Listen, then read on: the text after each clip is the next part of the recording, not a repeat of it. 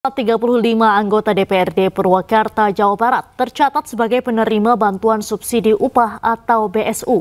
Padahal BSU seharusnya diberikan kepada pekerja berpenghasilan rendah.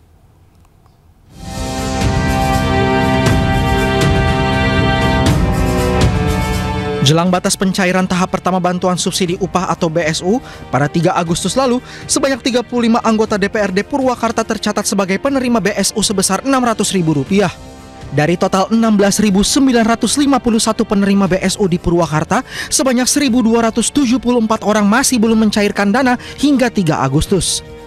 Namun yang menjadi sorotan publik, puluhan wakil rakyat aktif masuk dalam daftar penerima subsidi.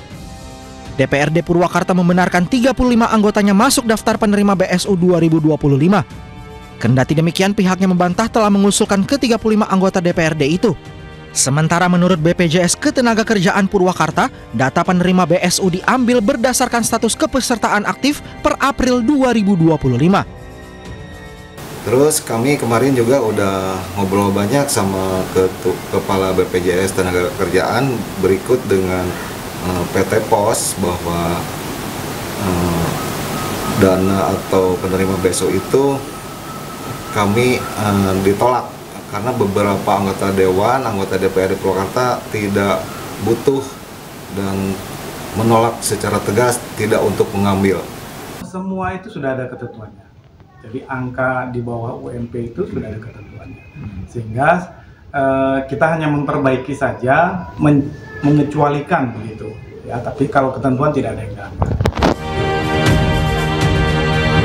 BPJS Ketenagakerjaan Purwakarta juga telah berkoordinasi dengan Kementerian Tenaga Kerja untuk memastikan agar anggota DPRD yang tidak memenuhi syarat tidak lagi tercatat sebagai penerima BSU di masa mendatang. Dari Purwakarta, Jawa Barat, Irwan, iNews melaporkan. Pemirsa, KPK segera memanggil mantan Menteri Agama Yakut Khalil Qomas terkait korupsi kuota haji. Yakut akan dimintai keterangan sebelum kasus ini naik ke tahap penyidikan.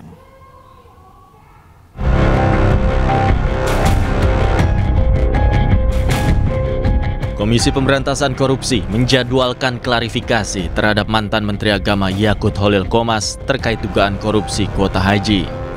Yakut dipanggil untuk diminta klarifikasi perihal kuota haji Indonesia saat dirinya menjabat sebagai Menteri Agama. KPK akan meminta keterangan Yakut sebagai saksi dalam perkara ini. Jika proses ini berjalan lancar, KPK berjanji akan segera menaikkan kasus ini ke tahap penyidikan. Pemanggilan oleh KPK kepada saudara YEQ, mantan Menteri Agama, terkait dengan dugaan perkara tindak pidana korupsi pada kuota haji. Kami mengkonfirmasi benar bahwa akan dilakukan permintaan keterangan kepada yang bersangkutan pada pekan ini.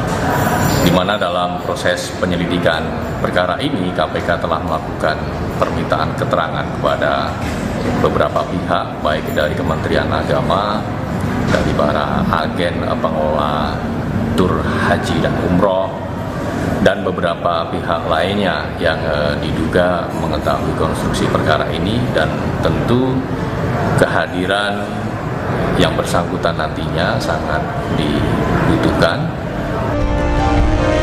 Sebelumnya, Indonesia Corruption Watch telah melakukan investigasi terhadap penyelenggaraan haji 2025. ICW menemukan 2 dugaan tindak pidana korupsi penyelenggaraan haji, yakni terkait layanan masyair atau layanan umum bagi jemaah haji dan dugaan pengurangan spesifikasi konsumsi yang diberikan kepada jemaah haji. Dari Jakarta, tim Liputan iNews melaporkan. Pemirsa, Mahkamah Agung Republik Indonesia menanggapi laporan Tom Lembong soal dugaan pelanggaran kode etik dan profesionalisme oleh hakim yang menangani perkara korupsi vonis 4,5 tahun kasus impor gula. Mahkamah Agung menyatakan akan mempelajari laporan tersebut secara cermat.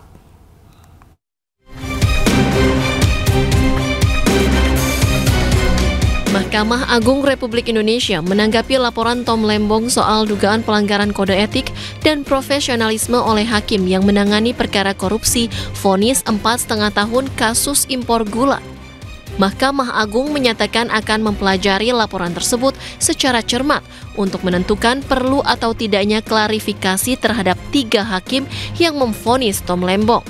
Sementara terkait dugaan pelanggaran sertifikasi Hakim Tipikor, Mahkamah Agung menegaskan hakim yang menangani perkara itu telah mengantongi sertifikasi resmi sebagai Hakim Pengadilan Tipikor.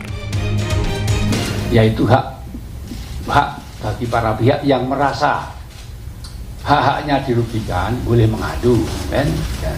Dan secepatnya ya akan ditindaklanjuti. Makanya di sini tadi kan saya sebutkan, Ketua Mahkamah Agung secepatnya akan mempelajari dan menindaklanjuti, kan seperti itu. Apakah perlu klarifikasi atau tidak, ya kan seperti itu. Artinya kan pasti ditindaki, pasti itu namanya laporan akan klarifikasi, akan dipanggil, ya seperti itu pasti. Ya. Sebelumnya, Tom Lembong melalui kuasa hukumnya Zaid Musyafi resmi melaporkan majelis hakim yang memutus perkara di kasus impor gula kepada Mahkamah Agung. Pelaporan didasari karena perlu adanya evaluasi dan koreksi mendalam terhadap proses hukum yang dijalani oleh Tom Lembong. Menurut Zaid, Tom Lembong berkeinginan agar penelusuran dilakukan dan menginginkan perbaikan sistem hukum yang menyeluruh agar tidak ada orang lain yang merasa diperlakukan serupa. Laporan kepada MA juga mencerminkan semangat untuk memperbaiki proses penegakan hukum di tanah air. Dari Jakarta, Bagus Prasetya, Tri Julianti, Leman, iNews melaporkan. Pemberian abolisi dan amnesti sekaligus memunculkan isu akan adanya reshuffle kabinet. Reshuffle diisukan akan terjadi setelah peringatan kemerdekaan RI. Dan berikut dialog program Rakyat Bersuara yang dipandu oleh Aiman Wicaksono. Saya lihat begitu aja tuh. Sekarang tinggal kita lihat kalkulasi setelah tanggal 17 Agustus. Pasti akan ada radical break. Maksudnya? Saya mau bilang reshuffle nggak enak. Saya pakai istilah agak absurd lah. Radical break gitu. Kan mesti begitu konsekuensinya kan. Reshuffle yang radikal? Ya saya nggak bilang reshuffle yang radikal. Radical break gitu. Satu kejadian yang pasti menggemparkan. Setelah 17 Agustus? Ya pastilah. Masa 17 Agustus 80 tahun kan kita mau bahagia dulu kan. Oke. Tapi nggak mungkin kebahagiaan itu diperpanjang kalau suara emak-emak, suara BEM masih berisik tuh. Dan berisiknya itu pasti karena anak-anak ini, mahasiswa ini atau emak-emak atau masyarakat sipil menuntut konsekuensi dari abolisi itu terhadap perubahan politik kan. Koreksi kalau saya salah. Anda menggunakan radical break setelah 17 Agustus, Pak Prabowo, saya bertanya pada Anda, membersihkan apa yang kemudian pengaruh dari Pak Jokowi? Itu dengan sendirinya begitu. Setelah 17 Agustus? Ya masa ampasnya didiamin.